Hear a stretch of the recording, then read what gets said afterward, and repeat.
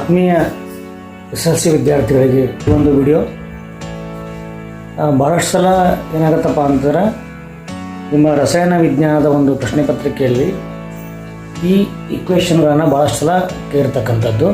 ಇಲ್ಲಿ ಸ್ವಲ್ಪ ಬಣ್ಣಗಳ ಅಂದರೆ ಅನ್ವಯಿಕ ಪ್ರಶ್ನೆಗಳನ್ನ ಕೇಳ್ತಾ ಇಲ್ಲಿ. ಅದರಲ್ಲಿ ಬಣ್ಣಗಳ ಬಗ್ಗೆ ನಮ್ಗೆ ಸ್ವಲ್ಪ ಗೊತ್ತಿರಬೇಕು.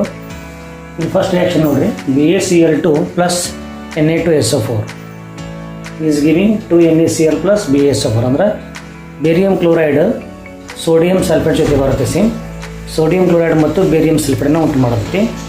ಅದೇ ರೀತಿ ಪೊಟ್ಯಾಷಿಯಂ ಅಯೋಡೈಡ್ ಸೀಸದ ನೈಟ್ರೇಟ್ ಜೊತೆ ವರ್ತನೆ ಮಾಡಿ ಪೊಟ್ಯಾಷಿಯಂ ನೈಟ್ರೇಟ್ ಮತ್ತು ಸೀಸದ ಅಯೋಡೈಡನ್ನು ಉಂಟು ಮಾಡುತ್ತೆ.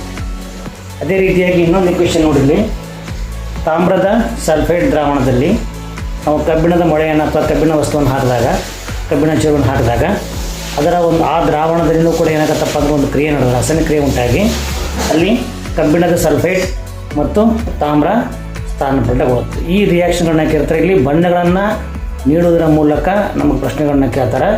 ನಮಗೆ ಮುಖ್ಯವಾಗಿ ಇಲ್ಲಿ ಕೆಲವೊಂದು ಉತ್ಪನ್ನಗಳ ಬಣ್ಣಗಳು ಗೊತ್ತಿರಬೇಕು ಮತ್ತು ಪ್ರತಿವರ್ತಕಗಳ ಬಣ್ಣಗಳು ಕೂಡ ಗೊತ್ತಿರಬೇಕು. ಸಾಮಾನ್ಯವಾಗಿ ಬೇರಿಯಂ ಕ್ಲೋರೈಡ್ ಮತ್ತು ಸೋಡಿಯಂ ಸಲ್ಫೇಟ್ ಈ ಪ್ರತಿವರ್ತಕಗಳ ದ್ರಾವಣಗಳ ಬಣ್ಣ ಕಲರ್ಲೆಸ್ ಆಗಿರುತ್ತೆ, ಯಾವುದೇ ರೀತಿ ಬಣ್ಣ ಇರೋಂಗಿಲ್ಲ. ಅದೇ ರೀತಿ ಪೊಟ್ಯಾಷಿಯಂ ಅಯೋಡೈಡ್ ಮತ್ತು ಸೀಸದ ನೈಟ್ರೇಟ್ ಇದರದ್ದು ಕೂಡ ದ್ರಾವಣಗಳ ಒಂದು ಬಣ್ಣ ಕಲರ್ಲೆಸ್ ಆಗಿರುತ್ತೆ. ರಿಯಾಕ್ಷನ್ ಆದಮೇಲೆ ಇಲ್ಲಿ ಬಣ್ಣ ಬದಲಾವಣೆ ಆಗುತ್ತೆ.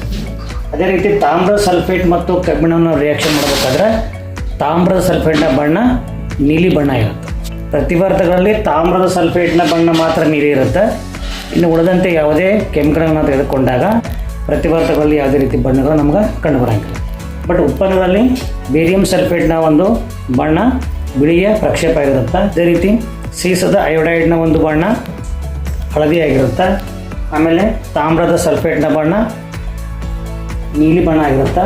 ಅದೇ ರೀತಿ ರಿಯಾಕ್ಷನ್ ಆದ ನಂತರ ಕಬ್ಬಿಣದ ಸಲ್ಫೇಟ್ನ ಬಣ್ಣ ಹಸಿರಾಗಿರುತ್ತೆ. ಸೊ ಇಷ್ಟು ಅಂಶವನ್ನು ನಮ್ಗೆ ಗೊತ್ತಿರಬೇಕು. ಇಲ್ಲಿ ಬಿಳಿಯ ಪ್ರಕ್ಷೇಪ ಯಾವುದು ಅಂತ ಏನಾದರೂ ಪ್ರಶ್ನೆ ಇತ್ತು, ಈ ಮೇಲ್ ರಿಯಾಕ್ಷನ್ ಕೊಟ್ಟು ಬಿಳಿಯ ಪ್ರಕ್ಷೇಪವನ್ನು ಕೇಳಿದಾಗ ಬೇರಿಯಂ ಕ್ಲೋರೈಡ್ ಮತ್ತು ಸೋಡಿಯಂ ಸಲ್ಫೇಟ್ಗಳ ವರ್ತನೆಯ ಮೂಲಕ ಉಂಟಾಗಿರತಕ್ಕಂಥ ಬಿಳಿಯ ಪ್ರಕ್ಷೇಪ ಯಾವುದು ಅಂತ ಕೇಳಿದಾಗ ಅಲ್ಲಿ ನಾವು ಸುಲಭ ಉತ್ತರ ಬರೀಬೋದು, ಅದು ಬೇರಿಯಂ ಸಲ್ಫೇಟ್ ಅಂಥೇಳಿ.